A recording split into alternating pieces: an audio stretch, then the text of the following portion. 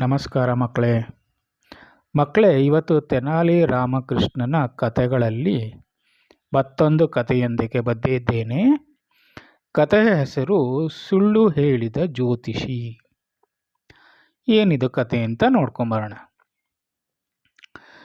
ವಿಜಯನಗರ ಸಾಮ್ರಾಜ್ಯದಲ್ಲಿ ಒಂದು ದಿನ ಹೊಸ ಜ್ಯೋತಿಷಿಯೊಬ್ಬರು ಅರಮನೆಗೆ ಬರ್ತಾರೆ. ಅವನು ತನ್ನ ಜ್ಯೋತಿಷ್ಯದಿಂದ ಎಲ್ಲರನ್ನ ನಿಖರವಾಗಿ ಹೇಳಬಲ್ಲೆನು ಎಂದು ಹೆಮ್ಮೆ ಪಡುತ್ತಿರ್ತಾನೆ. ರಾಜ ಕೃಷ್ಣದೇವರಾಯನು ಅವನನ್ನು ಪರೀಕ್ಷಿಸಲು ಹಲವು ಪ್ರಶ್ನೆಗಳನ್ನು ಕೇಳ್ತಾರೆ. ಜ್ಯೋತಿಷಿ ಆತ್ಮವಿಶ್ವಾಸದಿಂದ ಎಲ್ಲವನ್ನ ಉತ್ತರಿಸ್ತಾನೆ.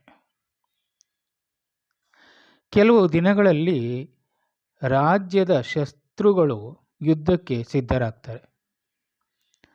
ಆಗ ಜ್ಯೋತಿಷಿ ಕೃಷ್ಣದೇವರಾಯರಲ್ಲಿ ಬಂದು ಹೇಳ್ತಾನೆ, ಮಹಾರಾಜರೇ, ಮುಂದಿನ 1 ತಿಂಗಳು ಯುದ್ಧಕ್ಕೆ ಹೋಗಬೇಡಿ, ಹೋದರೆ ನಿಮಗೆ ಅಪಾಯ ಖಚಿತ ಎಂದು ಹೇಳ್ತಾನೆ. ಮಹಾರಾಜರಿಗೆ ಇದರಿಂದ ಚಿಂತೆ ಒಳಗಾಗ್ತಾರೆ. ಆದರೆ ತೆನಾಲಿ ರಾಮಕೃಷ್ಣನಿಗೆ ಆ ಜ್ಯೋತಿಷಿಯ ಮಾತಿನಲ್ಲಿ ಏನೋ ಅನುಮಾನವಾಯಿತು. ಅವರು ಮಹಾರಾಜ ಅನುಮತಿ ಪಡೆದು ಜ್ಯೋತಿಷಿಯನ್ನು ಪರೀಕ್ಷಿಸಲು ಮುಂದಾಗ್ತಾರೆ.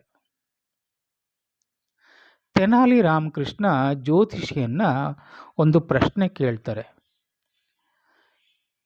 ಸ್ವಾಮಿ, ನೀವು ಎಲ್ಲರ ಭವಿಷ್ಯವನ್ನ ಹೇಳ್ತೀರಿ, ಹಾಗಾದರೆ ನಿಮ್ಮ ಆಯುಸ್ಸು ಎಷ್ಟು ಎಂದು ಹೇಳಬಲ್ಲಿರಾ ಅಂತ ಕೇಳ್ತಾರೆ. ಅದಕ್ಕೆ ಜ್ಯೋತಿಷಿ ಗರ್ವದಿಂದ, ನಾನು ಇನ್ನೂ 20 ವರ್ಷ ಬದುಕ್ತೇನೆ, ಇದು ನನ್ನ ಜಾತಕದಲ್ಲಿ ಸ್ಪಷ್ಟವಾಗಿದೆ ಅಂತ ಹೇಳ್ತಾರೆ. ಅದನ್ನು ಕೇಳಿದ ತೆನಾಲಿ ರಾಮಕೃಷ್ಣ ನಗುತ್ತಾ ರಾಜರ ಕಡೆಗೆ ತಿರುಗಿ ನೋಡಿ ಹೇಳ್ತಾರೆ, ಮಹಾರಾಜರೇ, ತನ್ನದೇ ಭವಿಷ್ಯವನ್ನು ಖಚಿತವಾಗಿ ಸಾಬೀತುಪಡಿಸಲಾರದವನು ನಿಮ್ಮ ಭವಿಷ್ಯವನ್ನು ಹೇಗೆ ಹೇಳಬಲ್ಲನು ಅಂತ ಹೇಳ್ತಾರೆ. ನಂತರ ವಿಚಾರಣೆ ನಡೆಸಿದಾಗ ಆ ಜ್ಯೋತಿಷಿ ಶತ್ರು ರಾಜ್ಯದಿಂದ ಬಂದವನು, ಅವನು ಹಣವನ್ನು ಶತ್ರು ರಾಜ್ಯದವರಿಂದ ಪಡೆದಿರ್ತಾನೆ, ರಾಜನನ್ನ ಯುದ್ಧಕ್ಕೆ ಹೋಗದಂತೆ ತಡೆದು ಸುಳ್ಳು ಭವಿಷ್ಯ ಹೇಳಿದರೆ ಅವನು ಅದನ್ನು ನಂಬುತ್ತಾನೆ ಅಂತ ತೆನಾಲಿ ರಾಮಕೃಷ್ಣ ಎಲ್ಲರಿಗೆ ಬಹಿರಂಗಪಡಿಸ್ತಾನೆ. ರಾಜ ಕೃಷ್ಣದೇವರಾಯನು ತೆನಾಲಿಯ ಬುದ್ಧಿವಂತಿಕೆಯನ್ನು ಮೆಚ್ಚಿ ಅವನಿಗೆ ಬಹುಮಾನವನ್ನು ನೀಡ್ತಾನೆ. ಸುಳ್ಳು ಹೇಳಿದ ಜ್ಯೋತಿಷಿಗೆ ತಕ್ಕ ಶಿಕ್ಷೆಯನ್ನು ವಿಧಿಸ್ತಾನೆ. ಮಕ್ಕಳೇ, ಈ ಕಥೆಯ ನೀತಿ ಇಷ್ಟೇ. ಸುಳ್ಳು, ಮೋಸ ಮತ್ತು ಭಯ ಹುಟ್ಟಿಸುವ ಮಾತುಗಳನ್ನು ಹೆಚ್ಚು ದಿನ ಉಳಿಯೋದಿಲ್ಲ. ಸತ್ಯ ಮತ್ತು ಬುದ್ಧಿವಂತಿಕೆ ಯಾವಾಗಲೂ ಜಯ ಸಾಧಿಸುತ್ತದೆ.